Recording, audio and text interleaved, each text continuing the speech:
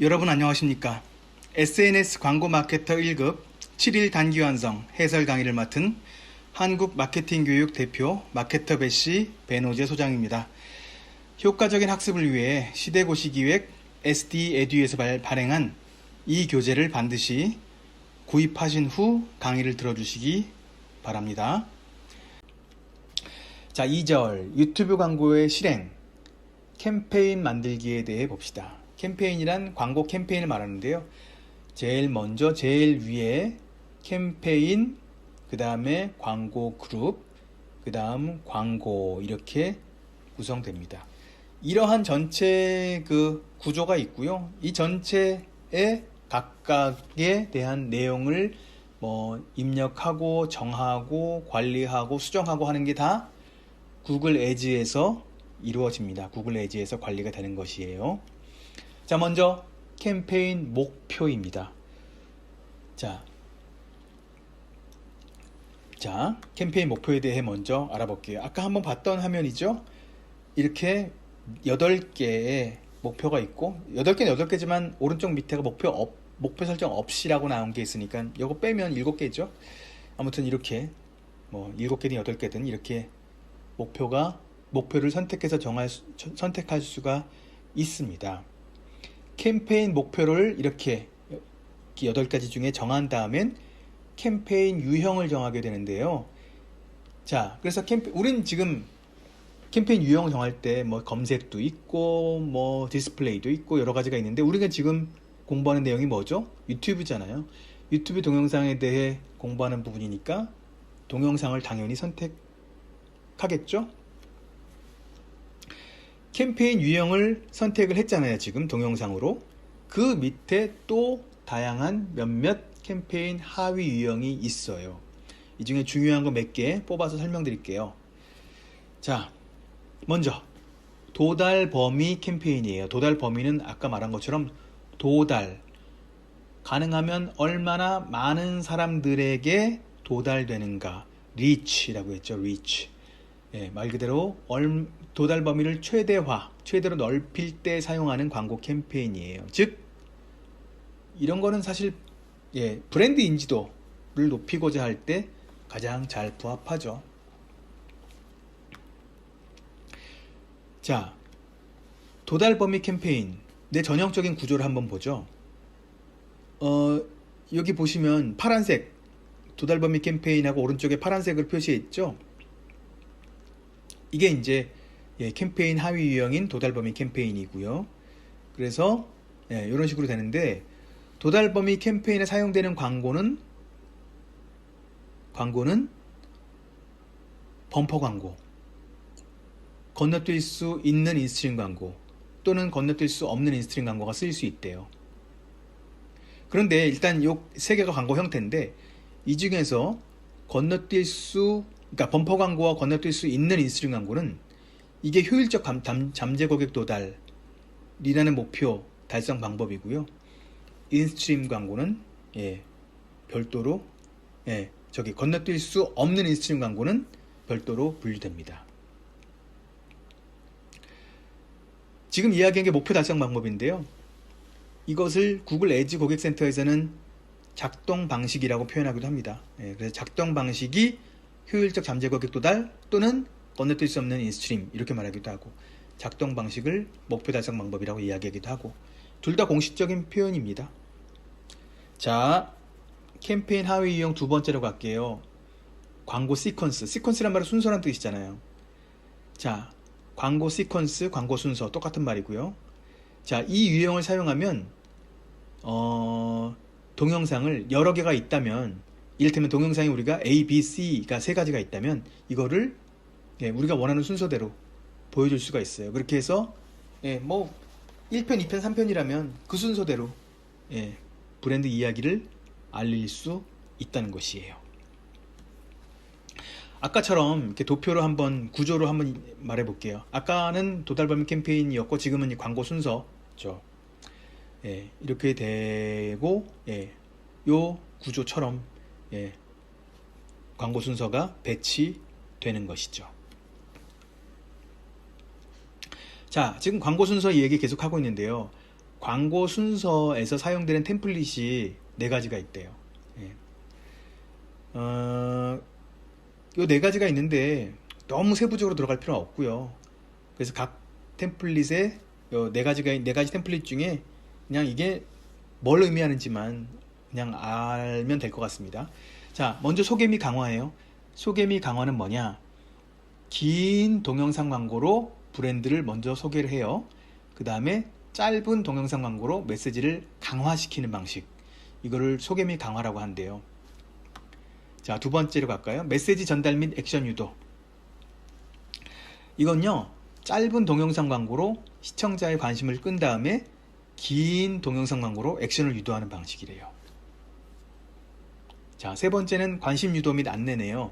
이것은 짧은 동영상 광고로 시청자의 관심을 끌고 긴 동영상 광고로 액션을 유도한 다음 또 짧은 동영상 광고로 액션을 취하는 방법을 말합니다. 네 번째, 참여 유도 및 차별화라는 템플릿도 있네요. 이 템플릿은요, 짧은 동영상 광고 4개를 사용해서 브랜드 소개를 여러 부분으로 쪼개서 나눠서 동일한 스토리를 다른 관점으로 전달하는 방식을 말한대요. 그래서 이 4가지가 광고 순서를 사용할 때 사용한 광고 순서에서 사용되는 템플릿 4가지를 소개드렸습니다. 자, 광고 순서 계속되는데요. 광고 순서에서는 어떤 입찰 전략을 쓸까요? 이때는 타겟 CPM과 최대 CPV를 쓴다고 합니다. 몇 번 이야기 드렸던 개념인데 또 한번 말씀드릴게요. CPM은요, 노출을 중시하는 개념이죠. 여기서 말하는 M이 밀, 1000명이라는 뜻이고, CPV의 V는 view, 노출, 그러니까 노출이 아니라 조회죠. 재생이죠. 재생 또는 조회를 중시하는 개념이죠. 앞에 붙어 있는 타겟이란 말, 최대란 말은, 타겟은 그 금액을 중심으로 하되 그 금액을 초과할 수도 있고 안 초과할 수도 있고, 그러면서 이제 평균적으로 그 금액에 맞추는 걸 말하고요. 최대라고 해놓으면 그 금액을 넘지 않는 거예요. 이를테면 최대 CPV 100원 이렇게 해놓는다면 100원이 넘게 과금되지는 않는 것이죠. 자, 캠페인 하위 유형 도달 범위 캠페인 이야기했고, 광고 순서 얘기했고요. 세 번째는 동영상 액션 캠페인 이야기입니다. 동영상 액션 캠페인은요, 하나의 자동화된 캠페인으로 유튜브 안팎에서, 그러니까 유튜브 내부에서나 아니면 유튜브와 제휴된 그런 데서 전환을 유도하는 거예요. 전환. 도달하는 것도 아니고 그냥 노출이나 반복이나 이런 것도 아니고 전환을 목표로 하는 거예요. 자, 자세한 내용은 교재 93페이지에 나오고요. 그래서 전환이라는 게 어떤 시청자의 행동을 일으키는 데 중점을 두는 거잖아요. 그리고 아까 제가 방금 유튜브 안팎이라고 했잖아요. 이 안팎이라는 얘기는 유튜브라는 플랫폼 내에서만 노출되는 게 아니라 구글 동영상 파트너의 다양한 인벤토리에 널리 실린다는 것이에요. 지금 우리가 바라는 것은 우리가 바라는 게 얼마나 좋은데 노출되냐 이런 걸 바라는 게 아니라 사실 우리의 목표는 액션이잖아요. 그러니까 최대한 여러 군데에다 노출이 돼서 행동만 일어나면 되는 거죠. 우리가 중심을 삼는 이벤트는 행동이니까. 그래서 최대한 널리, 최대한 여러 군데 실려가지고 행동이 잘 일어나도록만 하는데 목표가 있는 것이에요. 자, 행동을 유도하기 위한 게 목표니까 아무래도 전환 추적을 사용할 때 이 유형이 유용하게 잘 쓰이겠죠? 좀 더 자세한 사항은 교재 93페이지를 보시기 바랍니다. 자, 이번엔 아웃스트림이에요. 아웃스트림에 대해서는 88페이지에 자세히 나옵니다. 자, 캠페인 목표를 설정을 했고요. 그 다음에 캠페인 유형을 선택을 하고요. 그 다음에 캠페인 하위 유형을 설정하고요. 또 맨 마지막으로 목표 달성 방법이라는 게 있었죠. 이런 식으로 설정을 하게 됐는데, 그 목표 달성 방법이 요 두 가지가 있었죠. 한 번 더 설명드리는 거예요. 자, 한 번 더 설명드리면, 하나는 효율적 잠재 고객 도달 이런 게 있고, 또 하나는 건너뛸 수 없는 인스트림, 이렇게 이야기를 하죠. 그래서 유튜브의 3대 광고 상품 중에서만 얘기한다면, 건너뛸 수 있는 인스트림과 범퍼 광고는 효율적 잠재 고객 도달이고요. 건너뛸 수 없는 인스트림은 목표 달성 방법 중에서 이건 따로 이름이 있는 거죠. 그래서 효율적 잠재 고객 도달과 건너뛸 수 없는 인스트림, 이렇게 두 개로 나뉘는 거죠. 그런데 뭐 하나 더 있네요. 밑에 타겟 계제 빈도 이런 게 있네요. 근데 저희 교재에도 실지는 못했어요. 새로 나온 거여서. 그래서 너무 최근에 나온 거여서 출제될 것 같지는 않지만, 참고로 그러니까 위에 두 개가 중요하고요. 여기 쓰여 있는 내용, 즉 한번 읽어볼까요? 제가 타겟 계제 빈도 밑에 나오는 내용, 건너뛸 수 있는 인스트림 광고, 건너뛸 수 없는 인스트림 광고 또는 범퍼 광고, 다네요. 셋 다 동일한 사용자에게 2번 이상 도달합니다. 이런 내용이 나오니까요. 워낙 새로 나온 거긴 하지만 혹시 시험에 나올 수도 있으니까 한번 알아두세요. 자, 이번엔 캠페인 일반 설정으로 넘어가겠습니다. 먼저 캠페인 이름을 정할 수 있고요. 그 다음 입찰 전략 배웠죠. 타겟 CPM, 최대 CPV 이런 입찰 전략을 선택할 수 있고요. 그 다음에 예산 및 날짜는 얼마의 예산을 쓸 것인가, 그리고 광고를 언제 시작해서 언제 끝낼 것인가, 이런 것들이 들어가는 부분이고요.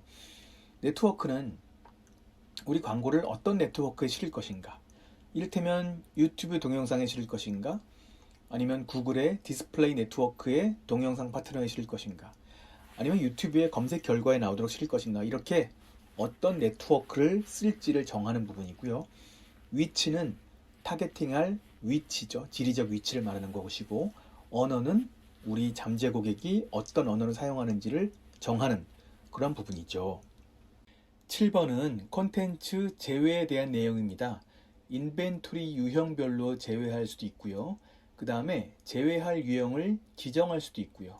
그 다음에 제외할 디지털 콘텐츠 라벨을 보고 그 라벨에 따라서 제외할 수 있는 방법, 이렇게 세 가지가 있습니다.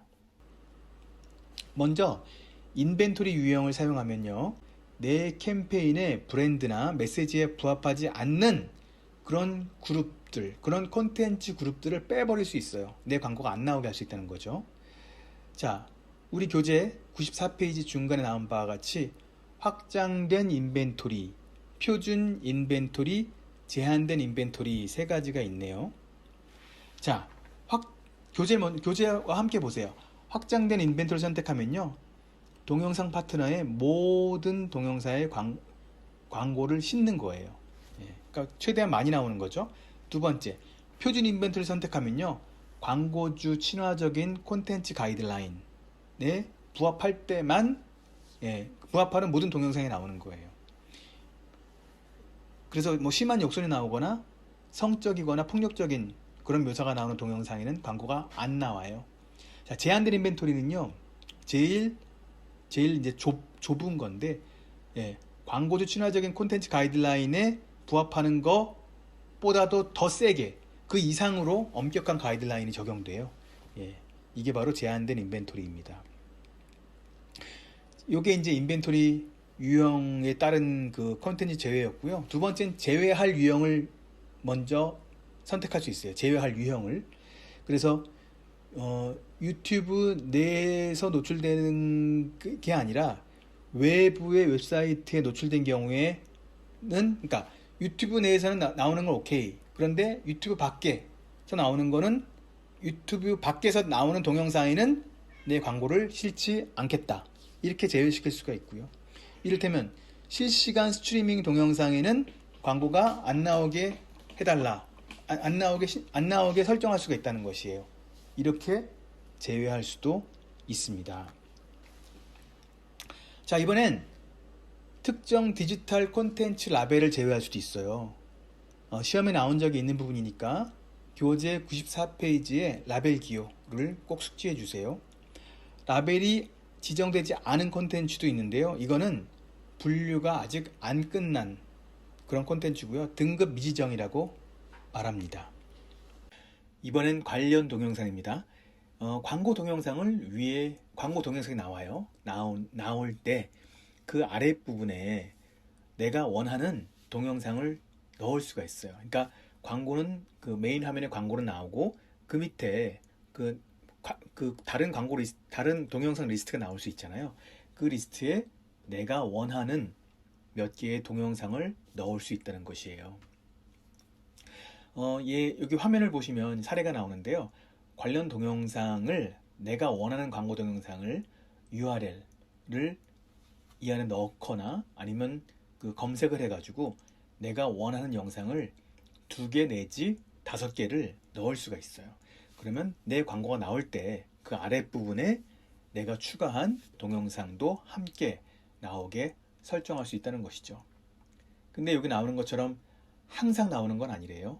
관련 동영상의 개수도 달라질 수 있고 순서도 달라질 수 있다고 합니다. 자, 이번엔 캠페인 설정의 맨 밑에 나오는 추가 설정에 대해 봅시다. 교재 95페이지에 나오는 내용인데요. 추가 설정 항목은 기기, 게재 빈도, 광고 일정, 제3자 측정 이렇게 4가지가 있는데요. 먼저 기기를 볼게요. 기기를 클릭하면 쫙 펼쳐져요. 이렇게 넓게 펼쳐지는데 우리가 광고가 게재될 수 있는 모든 기기에 광고를 다 노출할지 아니면 컴퓨터는 이제 데스크탑 말하겠죠. 데스크탑, 핸드폰, 태블릿, TV 이런 식으로 특정 기기에만 광고를 노출할 수도 있습니다. 그리고 뭐 운영체제, 기기 모델, 네트워크까지도 선택을 할 수 있게 되네요. 자, 이번엔 노출 빈도예요. 게재 빈도. 자, 이걸 체크하면 이 캠페인의 광고가 동일한 사용자에게 게재되는 횟수, 그러니까 반복 게재되는 횟수를 제한할 수 있는 거예요. 그러니까 조회 빈도 제한을 체크하면요, 동일한 사용자가 이 캠페인의 광고를 조회하거나 상호작용하는 횟수를 여기 나온 빈도만큼으로 딱 제한할 수가 있는 거예요. 이를테면 뭐 하루에 5회 이하라고 하면 그 이상을 넘어가지 그 이상 빈도가 반복 게재되지 않겠죠. 자, 광고 일정이에요. 광고 일정은 광고가 게재되는 시점을 정하는 부분이에요. 요일을 지정할 수도 있고요.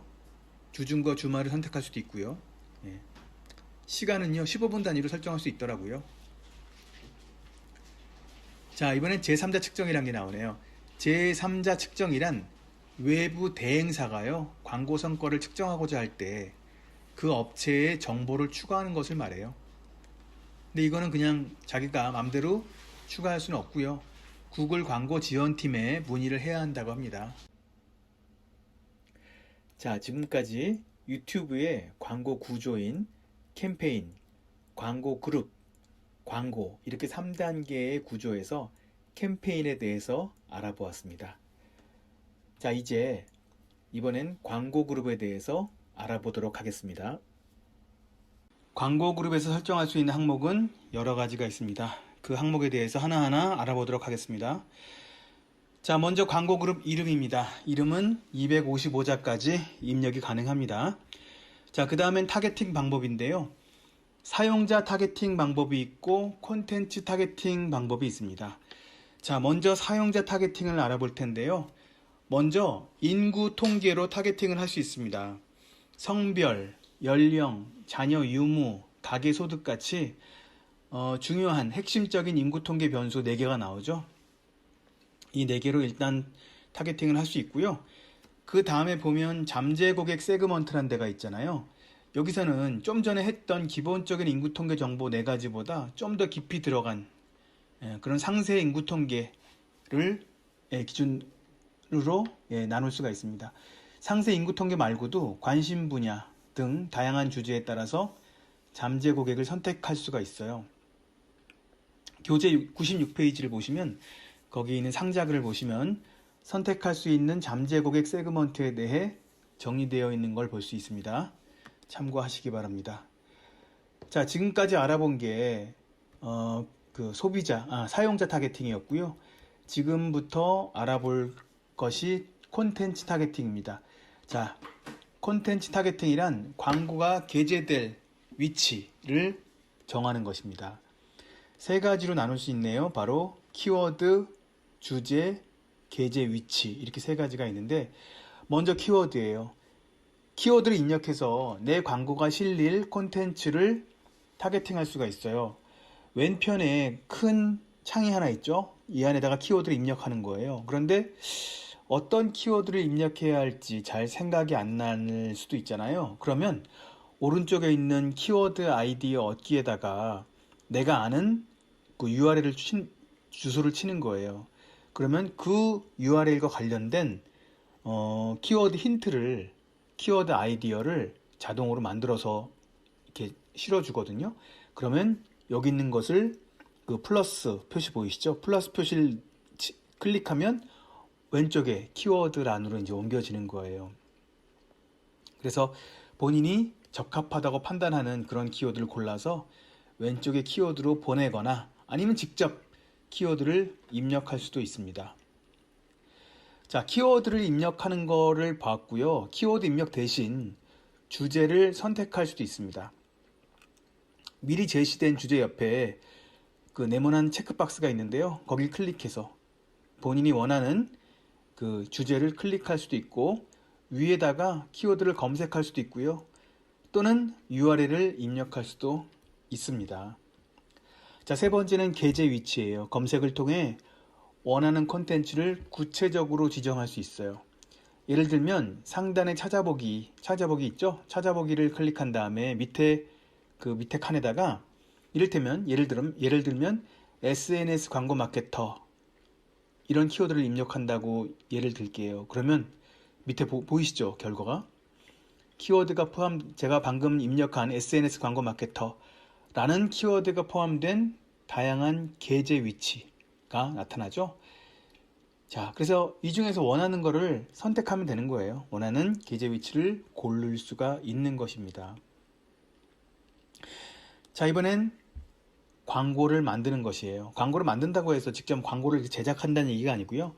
미리 만들어서 유튜브 내에 저장해 놓은 그 광고를 지정하는 것이에요. 그래서 유튜브 내에 있는 동영상을 검색할 수도 있고요. 아니면 URL을 직접 입력할 수도 있어요. 방금 말씀드렸듯이 직접 동영상을 업로드하는 건 아니고요. 이미 올라가 있는 동영상에 주소를 지정하는 것이죠. 자, 이제 3절로 넘어갑니다. 3절 유튜브 광고의 관리로 가겠습니다. 자, 먼저 광고의 검토예요. 광고 검토는 이렇게 세 개의 상태가 있어요. 검토 중, 검토 후, 그러니까 검토 중에 하나가 있고 검토 후가 두 개인데, 검토 후는 게재 가능이 있고 게재 불가능이 있어요. 대부분의 광고는 영업일 기준으로 하루, 즉 24시간 이내에 검토가 완료돼요. 하지만 좀 더 복잡한 검토가 필요할 때는 좀 더 시간이 걸릴 수도 있다고 합니다. 세 가지가 있다고 했는데 그 중에 검토 중 먼저 볼게요. 검토 중인 상태는 광고가 아직 검토 중이고 운영 가능 상태가 될 때까지 게재될 수 없다라는 뜻입니다. 자, 두 번째는 검토 후 게재 가능 상태인데요.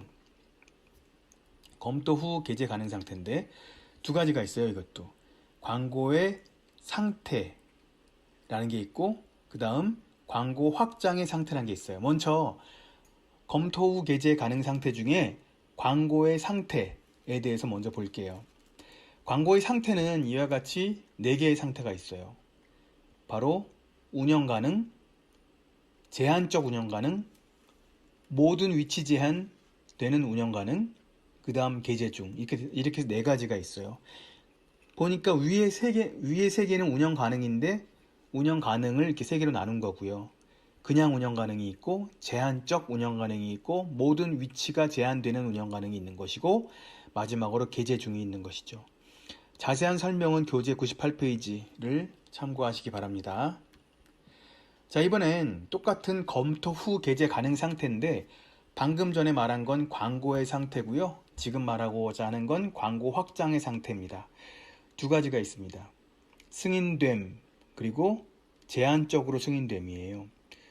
두 가지가 있는데, 자, 근데 광고 확장이라는 말을 제가 처음 쓰는데 무슨 말인지 모르시는 분이 계실까봐 간단하게 설명을 드릴게요. 광고 확장이라는 건 광고의 기능을 도와주는 부가적인 광고 요소를 말해요. 이를테면 검색 광고, 구글 검색 광고 하잖아요. 검색 광고 할 때 옆에 붙는 이미지, 그리고 사이트 맵 같은 사이트 링크, 그 다음 전화번호 이런 게 같이 붙잖아요. 검색 광고 나올 때 이런 게 이제 이를테면 광고 확장이라는 것이죠. 근데 검색 광고에 주로 쓰이는 용어고 동영상 광고하고는 큰 관련성은 별로 없어요.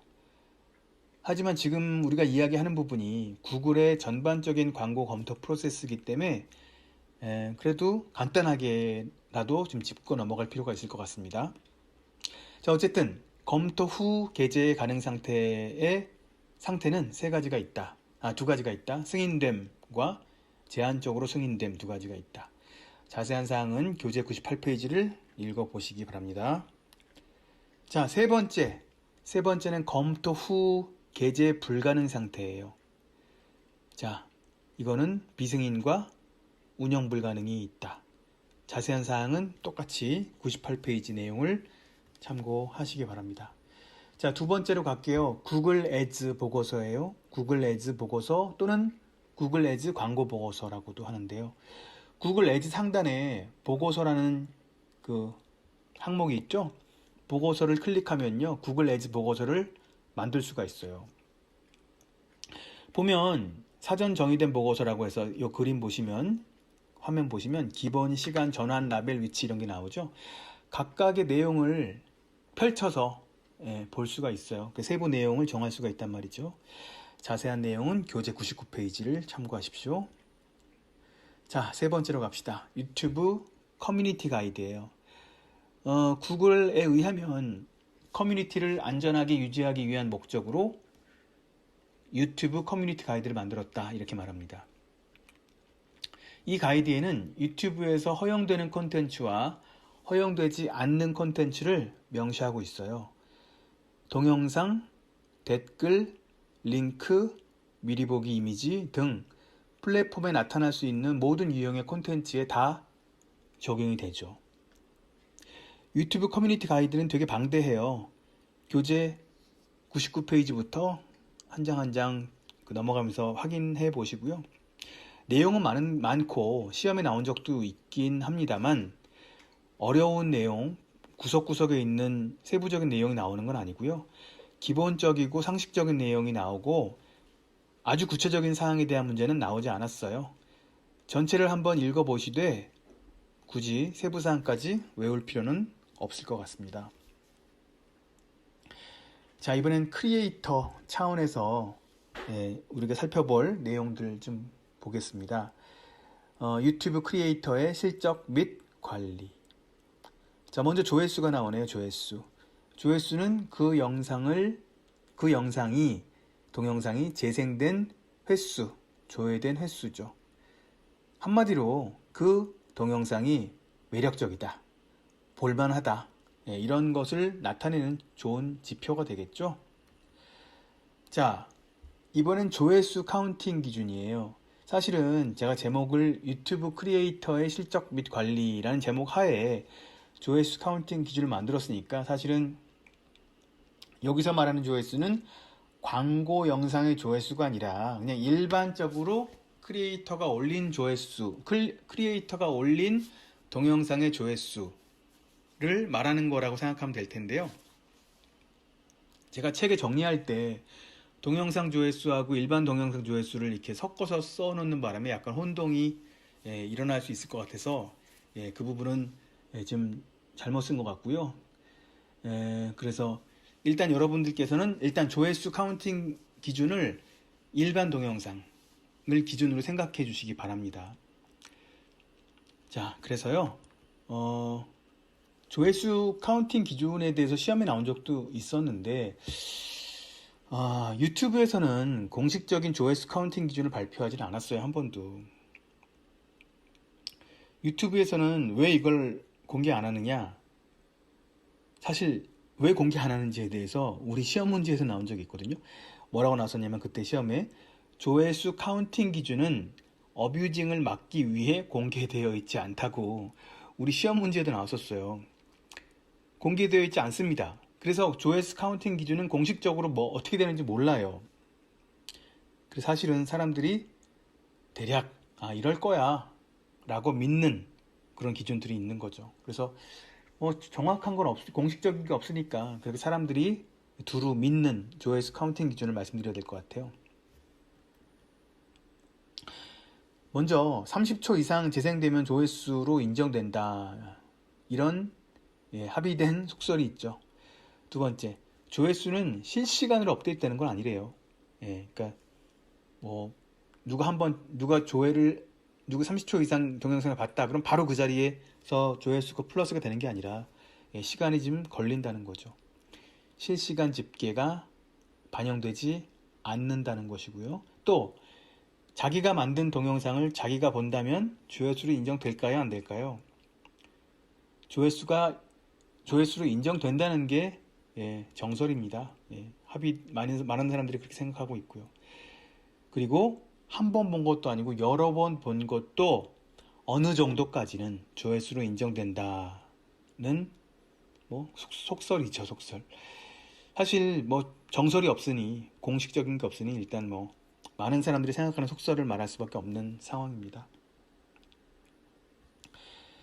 자, 이번에 맞춤 동영상이라는 게 있어요. 맞춤 동영상. 맞춤 동영상은요, 동영상을 보는 도중에, 그러니까 동영상을 볼 때 다음에 볼 만한 동영상. 여기 이 화면에 보이시죠? 다음 동영상이라고 나오잖아요.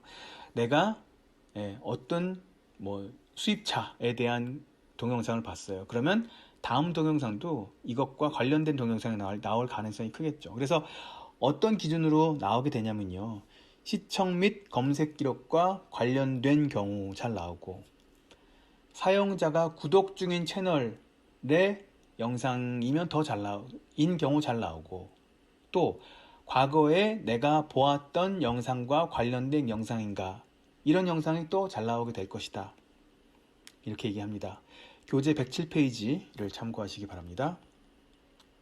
그 다음에 인기 급상승 동영상이라는 게 있어요. 인기 동영상이라고도 하고요. 이건 구글에서 공식적으로 말을 했어요.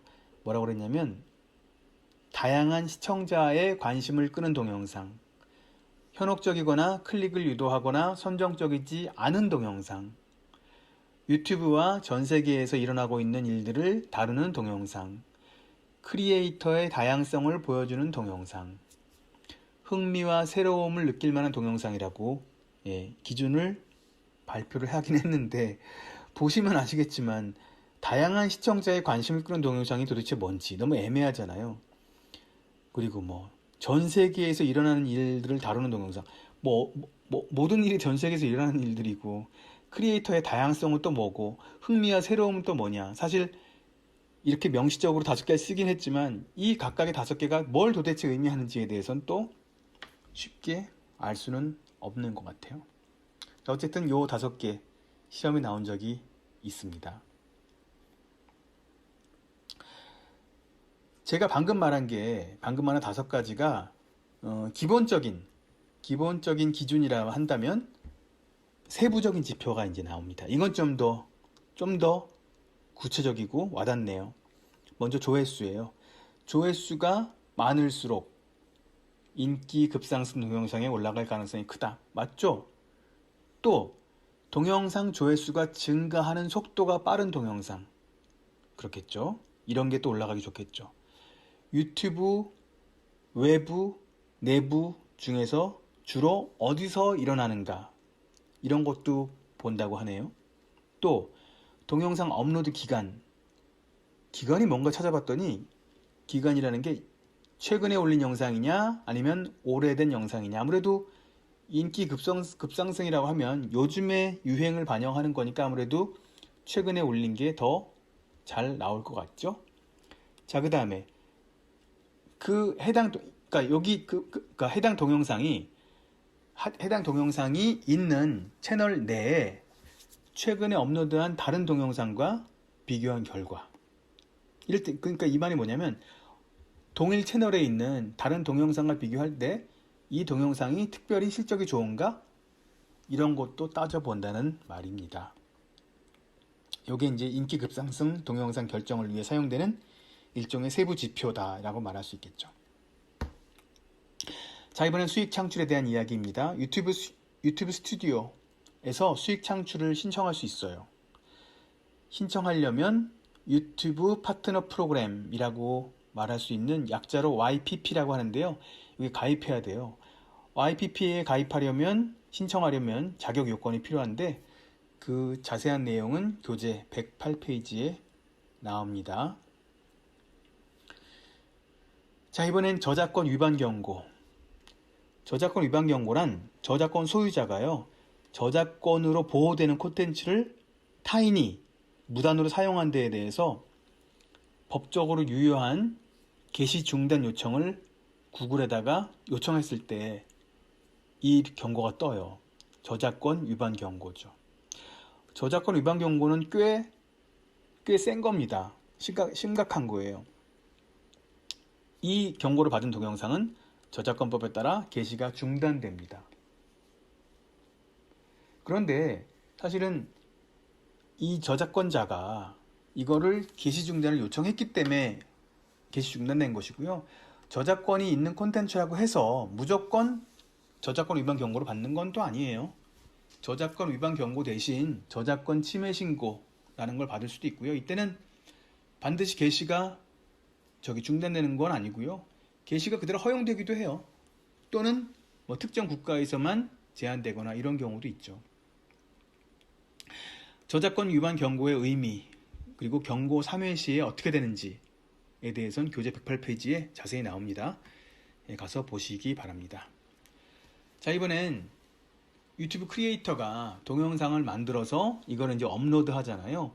업로드 하면 제일 마지막에 물어보는 게 하나 있어요. 동영상 공개 상태를 물어봐요. 자, 저장 또는 게시가 있고 그 밑에 비공개, 일부 공개, 공개 이 세 가지 중에 하나를 선택할 수 있게 해놨죠. 이 설정은 뭘 하나 설정을 하긴 해야 되는데 이게 한번 했다고 끝나는 건 아니고요. 업로드 후에 바꿀 수 있대요. 자, 그리고 각각의 공개 상태가 있죠. 이 상태에서 이 세 가지에서 할 수 있는 일은 교재 109페이지에 도표에 나오니까요. 한번 읽어보세요. 그리고 밑에 예약에 대해서도 교재에 나오니까 한번 읽어보십시오. 자, 이번엔 동영상 제한이라는 제목으로 설명을 드릴 텐데요.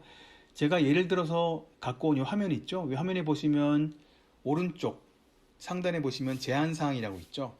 그 제한사항에 뭔가 문제가 있는 동영상이 있다면 여기에 뭐가 뜨는 거예요. 어떤 게 뜨냐? 저작권 침해 신고가 들어왔다.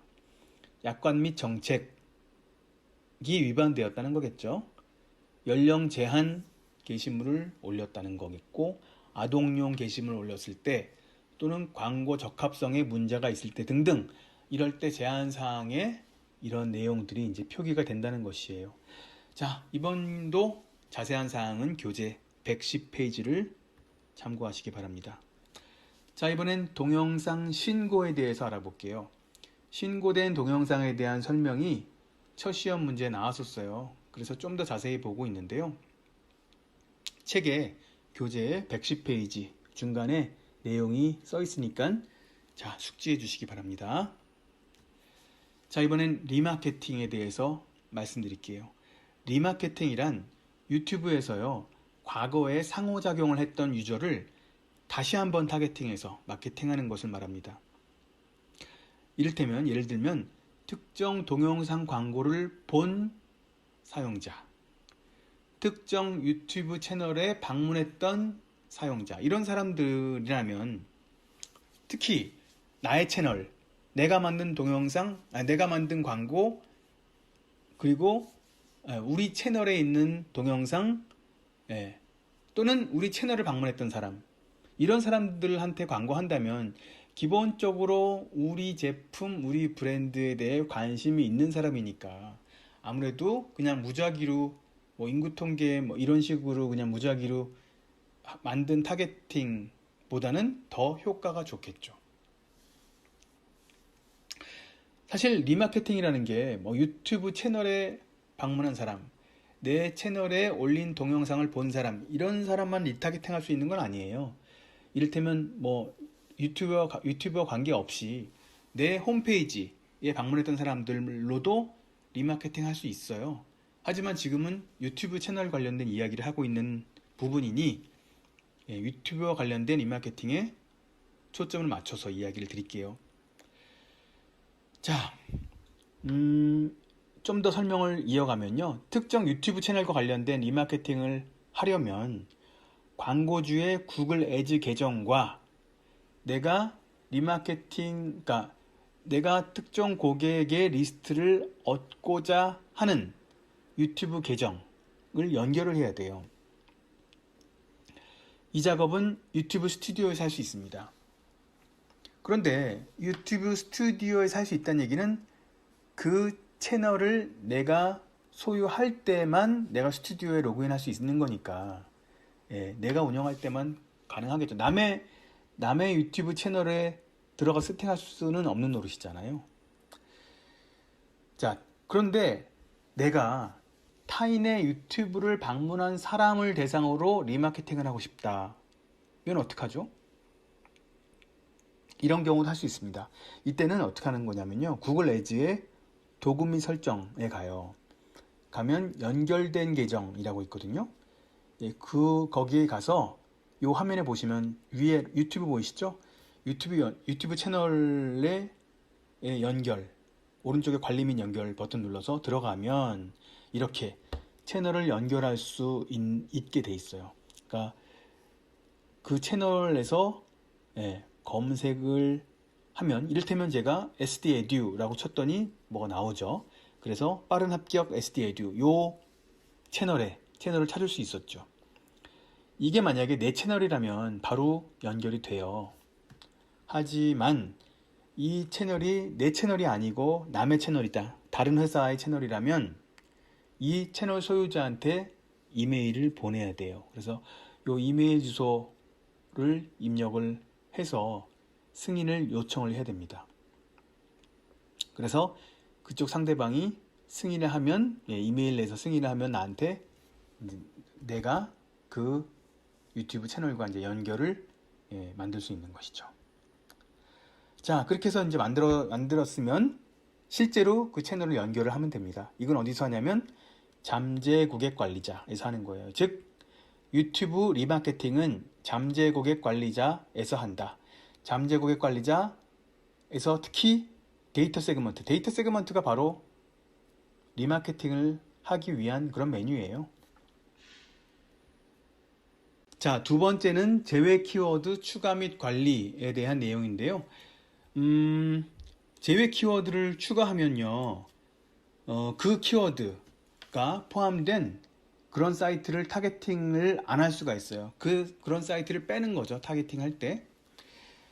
자, 제외 키워드를 어떻게 추가할 수 있을까요? 바로 구글 애즈에서 제외 키워드라는 메뉴가 있거든요. 거기서 추가를 하는 거예요. 자세한 사항은 교재 111페이지를 읽어보시면 됩니다. 그런데 본문 내용을 보시면 제외 키워드는 확장 검색으로 간주된다 이런 말이 나오죠. 제가 설명을 자세히 안 해서 모르실까봐 좀 설명을 드리면 확장 검색이란 얘기는 이를테면 유아용 침대라는 키워드가 포함된 것을 이제 빼고 싶다면, 그러니까 유아용 침대라는 키워드를 제외하고 싶다면 국산 유아용 침대도 제외하는 거고요. 유아용 침대 브랜드도 제외하는 거고요. 침대 유아용 이런 것도 제외되는 것이에요. 이런 식으로 확장돼서 적용된다는 뜻이죠. 자, 교재 112페이지로 가시면 도달범위 플래너에 대해서 나옵니다. 도달범위 플래너는요, 유튜브 및 구글 동영상 파트너 사이트에서요, 광고의 도달 범위 뿐만 아니라 게재 빈도 그리고 지출을 계획할 수 있게 만들어주는 도구예요. 도달 범위 플래너를 통해서 광고 형식, 예산 할당 이런 걸 선택할 수 있어요. 그리고 맞춤형 미디어 계획도 만들 수 있어요. 샘플 문제에 나온 적이 있었어요. 이 문제에서는 뭐가 나왔었냐면 이런 설명이 나왔었습니다. 목표 타겟 도달 범위 및 예산별 적합한 광고 포맷과 상품 조합 등이 가능한 구글 애즈 내 플래닝 도구는 무엇인가? 뭐 이런 식의 문제였어요. 참고하시면 될 것 같습니다. 도달 범위 플래너는요, 요 화면에 나오는 것처럼 양식이 있어요. 요 양식에다가 입력을 해서 따로 요청을 해야 돼요. 누구에게? 구글 담당자에게요. 그래서 도달 범위 플래너는 모든 광고주가 사용할 수 있는 도구는 아니다라는 것이죠. 자세한 설명은 교재 112페이지의 상자글을 읽어보시기 바랍니다. 자, 이번엔 네 번째, 브랜드 광고 효과예요. 브랜드 광고 효과는 브랜드 리프트라고도 하는데요.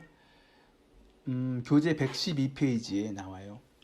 설문을 통해서 하는 거예요. 설문을 통해서 시청자들로부터 응답을 받아요. 그래서 광고 효과를 측정하는 도구입니다. 클릭 수, 노출 수, 조회수 이런 거 아니에요. 이런 데이터는 굳이 설문지를 돌리지 않아도 얻을 수 있잖아요. 이런 게 아니고 고객들이 우리 광고에 노출된 사람이 광고를 기억하시는지, 이 광고를 본 후 제품 구매를 고려하게 되었는지, 이렇게 소비자의 상태, 소비자의 생각, 느낌, 태도 이런 것들을 측정하는 거예요.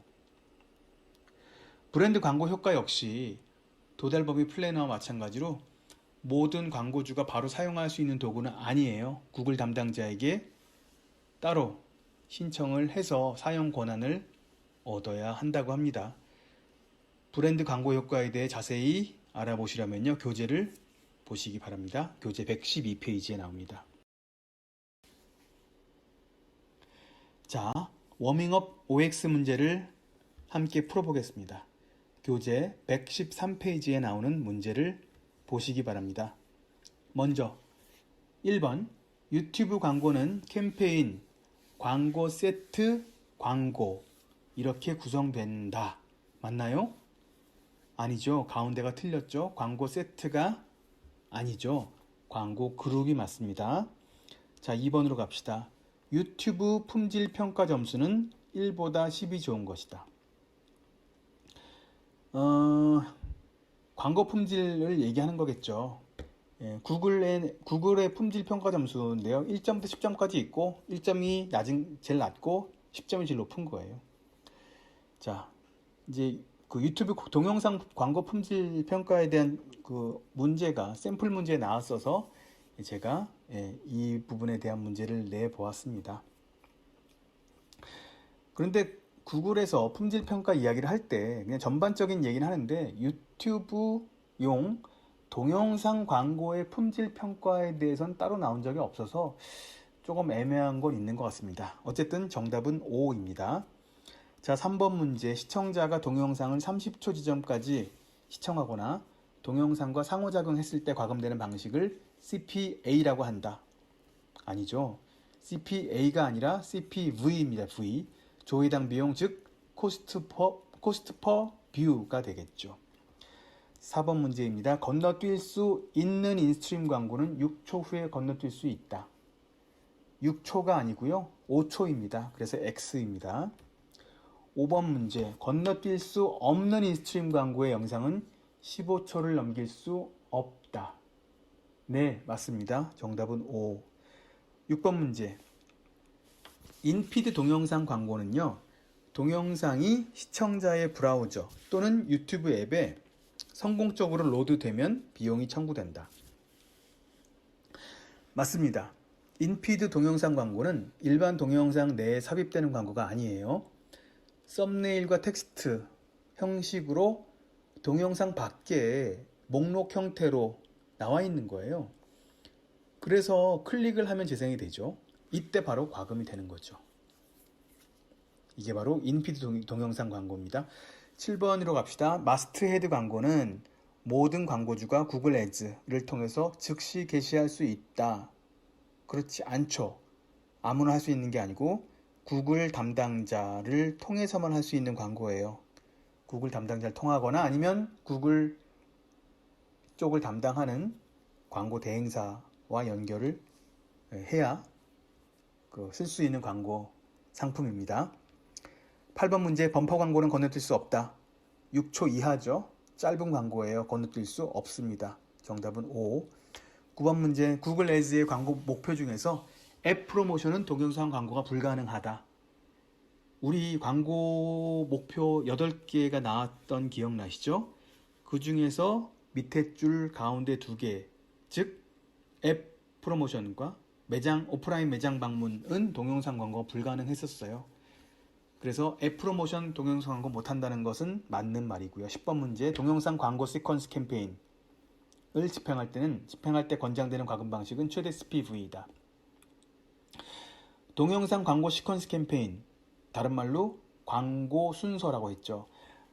자, 이 캠페인에서 권장되는 과금 방식은요, 최대 CPV가 아니에요. 쓸 수 있는 건 최대 CPV도 쓸 수 있고 타겟 CPM도 쓸 수 있는데 권장되는 방식은 타겟 CPM이다. 이렇게 나옵니다. 교재 92페이지에 나옵니다. 거길 보시면 자세한 설명이 나와요.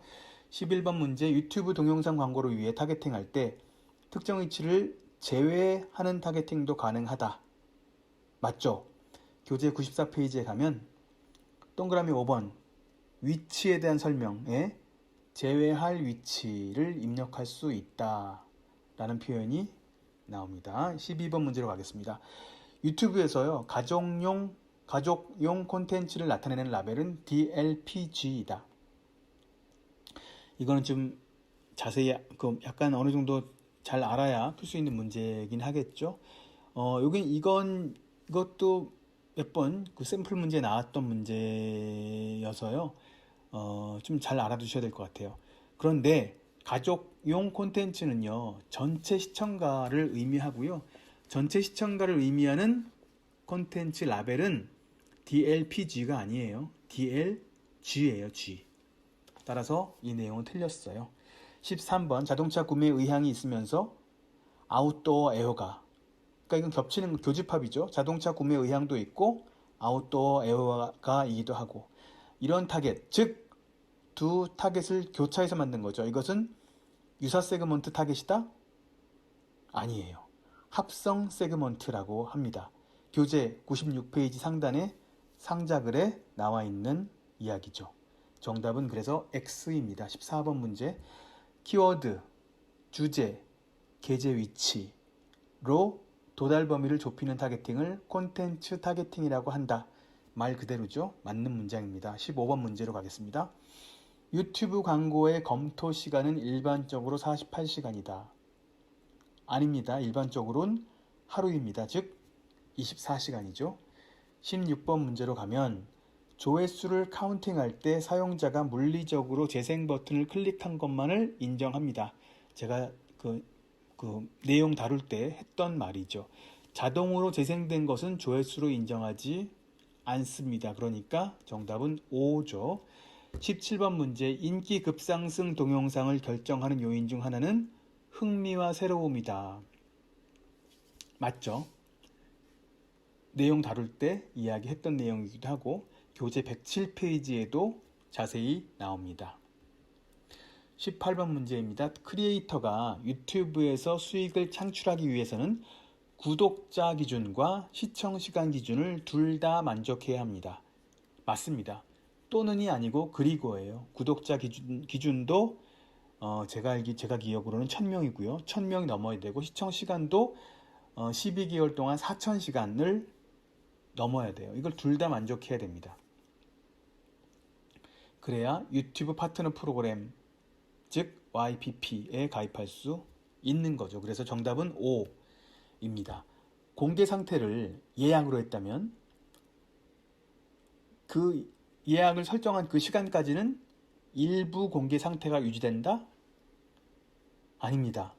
공개 상태가 예약이라면 예약된 시간이 되기 전까지는 일부 공개가 아니고 비공개예요. 정답은 X. 자, 20번 문제. 도달 범위 플래너는 구글 애즈 기능 중 하나입니다. 맞습니다. 자, 21번 문제. 브랜드 광고 효과, 즉 브랜드 리프트를 통해 클릭수, 노출수, 조회수 등의 지표를 얻는다. 아니죠. 브랜드 광고 효과는 서베이예요. 일종의 서베이. 그래서 자동으로 얻을 수 있는 노출수, 클릭수 이런 걸 얻지 않아요. 고객한테 이 광고가 기억나십니까? 이 광고를 본 뒤에 그 제품에 대한 구매 고려도가 생겼습니까? 이렇게 무언가 광고를 본 소비자에게 무언가를 물어봐서 그 물어본 결과로 그 내용을 얻는 거예요. 그래서 자동으로 취합될 수 있는 그런 지표를 얻는 건 아닙니다. 그래서 정답은 X고요. 22번. 디스플레이 광고, 동영상 캠페인의 경우 모든 제외 키워드는 확장 검색어로 간주된다. 교재 111페이지 나오는 내용인데요. 수업 시간에도 제가 확장 검색어로 간주된다는 말씀을 드렸죠. 정답은 5. 자, 이번엔 출제 예상 문제, 사지선다형 문제를 풀어보도록 하겠습니다. 1번. 유튜브 광고의 3단계의 구조를 상위부터 바르게 나타낸 것은 무엇이냐? 제가 이 문제를 꽤 많이 냈네요. 중요해서 그렇죠. 캠페인, 광고 그룹, 광고 이렇게 3단계죠. 메타에서는 광고 그룹이란 말 대신 광고 세트란 말을 쓰니까 좀 헷갈리죠. 그래서 메타는 광고 세트, 구글은 광고 그룹 이렇게 쓰니까 헷갈리지 마시기 바랍니다. 정답은 2. 2번 문제. 유튜브 광고 순위 계산에 반영되는 요소가 아닌 것은? 광고의 길이는 광고 순위와 관계없어요. 교재 82페이지 보셔도 자세히 나옵니다. 정답은 4번. 3번 문제. 다음 중 건너뛸 수 있는 인스트림 광고 노출에 대한 설명으로 틀린 것은? 건너뛸 수 있는 인스트림 광고는요, 판매 목표, 즉, 그러니까 캠페인 목표가 판매, 리드, 웹사이트 트래픽, 브랜드 인지도 및 도달 범위, 제품 및 브랜드 구매 고려도 이런 목표를 사용할 수 있습니다. 당연히 그래서 판매라는 목표를 사용할 수 있는 것이죠. 정답은 4번. 자, 4번 문제. 유튜브 마스트헤드 광고에 대한 설명으로 잘못된 것은? 유튜브 마스트헤드 광고는요, 모바일에서도 할 수 있고 데스크탑도 가능하고 TV도 가능합니다. 모두 사용 가능해요. 따라서 3번은 틀린 답이죠. 5번으로 갑시다. 다음 중 아웃스트림 광고에 대해 잘못된 설명은 무엇인가? 아웃스트림 광고는요, 모바일 전용 상품이죠.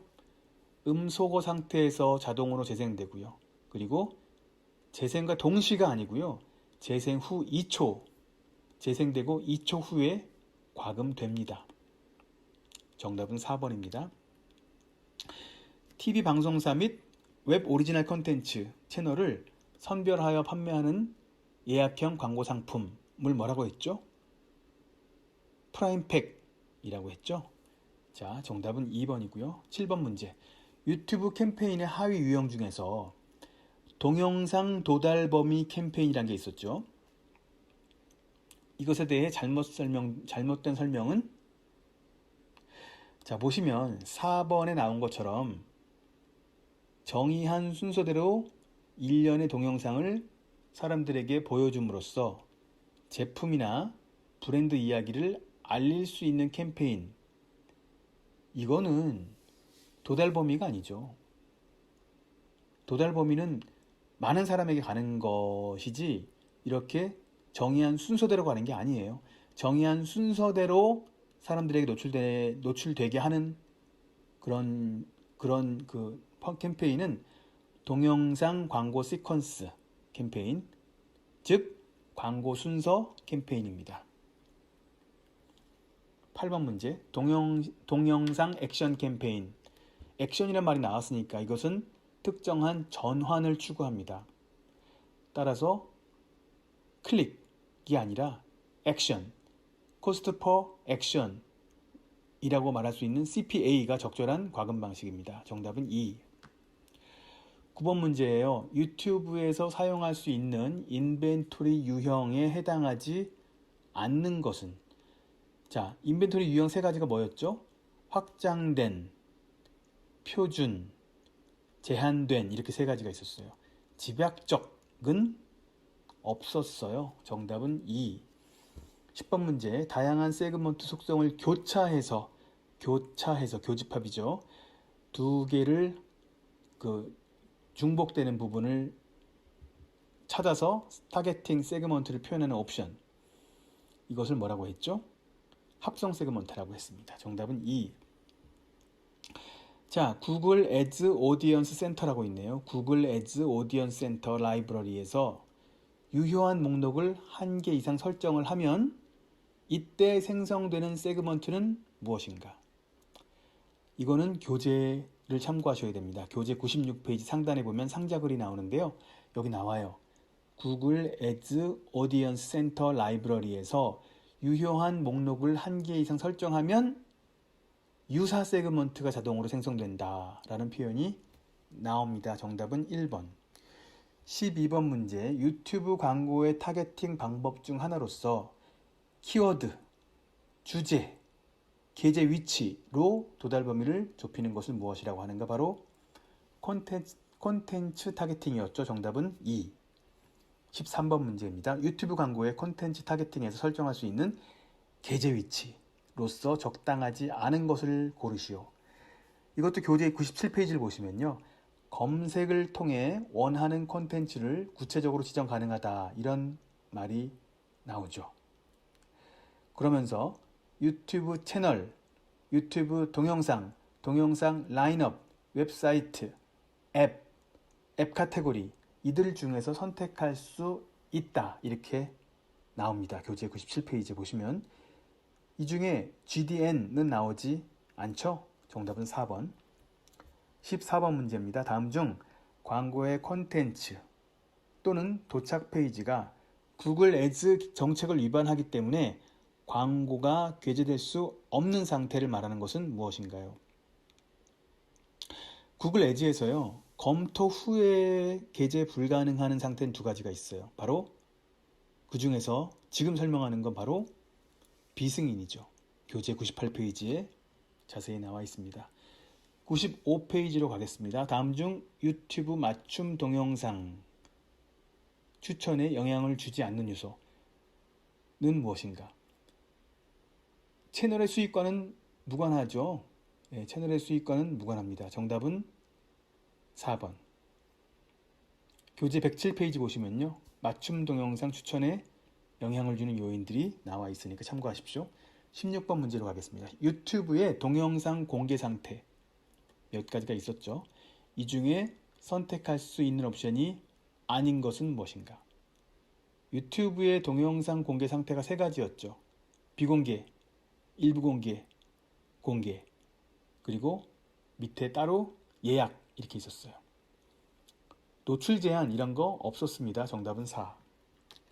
17번 문제, 유튜브에서 과거에 상호작용을 했던 유저를 다시 한번 타겟팅하여 마케팅하는 것을 무엇이라고 하는가? 이것은 몇 번 수업 시간에도 이야기했고 책에도 나오고 과거에 내 유튜브 채널에 방문했던지 내 채널에 있는 유튜브 동영상을 보았든지 등등 이런 사람들을 따로 모아서 다시 한번 타겟팅해서 하는 마케팅 이런 것을 리마케팅이라고 했습니다. 정답은 2번이에요. 18번 문제로 가겠습니다. 브랜드 광고 효과 즉 브랜드 리프트에서 측정하는 항목 중 하나는 무엇인가요?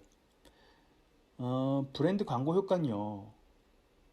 뭐 클릭, 노출, 조회 이런 것처럼 자동으로 취합되는 지표가 아니에요. 잠재 고객, 광고에 노출되었던 고객한테 서베이를 해서 물어보아서 측정하는 그런 지표라고요. 그래서 정답은 브랜드 인지도라고 할 수 있죠. 19번 문제로 가겠습니다. 유튜브의 조회수로서 인정되지 않는 것은 무엇이냐? 자, 좀 헷갈릴 수 있어서 제가 좀 클리어하게 말씀드리면 여기서 말하는 조회수는 광고 조회수예요. 광고 조회수. 자, 광고 조회수로 인정되지 않는 것은 바로 클릭하지 않고 자동으로 재생될 때 이것은 광고 조회수로 인정되지 않아요. 그래서 정답은 3번이죠. 자, 20번 문제입니다. 구글 애즈의 제외 키워드 관리에 관하여 잘못 설명된 것은? 자, 제외 키워드에 대해서는 교재 111페이지에 나옵니다. 제외 키워드는 5,000개까지 사용할 수 있습니다. 라는 말이 나오죠. 그래서 잘못된 것은 2번입니다. 자, 지금까지 챕터 2 유튜브 광고에 대해서 알아보았습니다. 강의를 해보니까 메타보다 분량이 더 많네요. 자, 지금까지 한국마케팅교육 대표 마케터베시 배노재 소장이었습니다. 여러분 감사합니다.